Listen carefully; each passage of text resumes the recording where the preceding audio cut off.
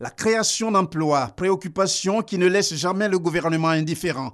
Par conséquent, des mesures à son actif pour lui permettre de satisfaire ses besoins sans cesse croissants sont prises chaque fois que l'occasion se présente.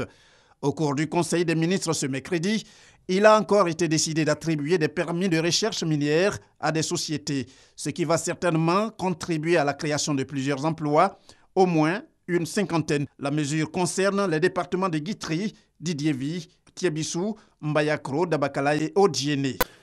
Au titre du ministère de l'Industrie et des Mines, le Conseil a adopté 4 décrets portant attribution de permis de recherche minière valables pour l'or. Le premier porte attribution d'un permis de recherche minière à la société Santamin Côte d'Ivoire SARL dans le département d'Odiéné. Le deuxième porte attribution d'un permis de recherche minière à la société Resolute Côte d'Ivoire SARL dans le département de Dabakala et de Mbayakro. Le troisième porte attribution d'un permis de recherche minière toujours à la société Resolute Côte d'Ivoire SARL dans les départements de Tiebissou et de Didievi. Et le quatrième porte attribution d'un permis de recherche minière à la société Miminvest SA dans le département de Guitry. Ces permis de recherche sont délivrés pour une période de 4 ans. Ici, il y a 59 emplois qui sont créés pour 3,4 milliards de francs CFA, à peu près d'investissement. Une autre bonne nouvelle, celle relative au renouvellement du parc automobile ivoirien avec plus de 50 000 véhicules neufs sur les 5 ans à venir. Un décret porte, lui, ratification de l'accord de prêt d'environ 118 milliards de francs CFA conclu entre la Banque d'export-import de l'Inde, Exim Bank Inde, et notre pays, le 1er août 2016, en vue du financement du projet de renouvellement du parc automobile ivoirien.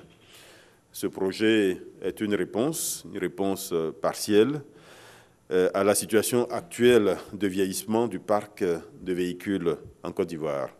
Ce financement permettra de couvrir environ 16% du besoin de renouvellement du parc automobile ivoirien, en permettant la mise en circulation sur 5 ans d'environ 50 000 véhicules neufs. Aussi, le Conseil a-t-il décidé d'aller contre le faux monnayage et d'autres atteintes aux signes monétaires. Le projet de loi fixe les incriminations et les sanctions applicables, réprime entre autres la fabrication des pièces de monnaie et billets de banque réalisés à l'aide d'installations ou de matériel autorisé, destinés à cette fin lorsque cette fabrication est effectuée en violation des conditions fixées par les institutions habilitées à émettre ces signes monétaires ou sans l'accord de celles-ci, donc de ces institutions.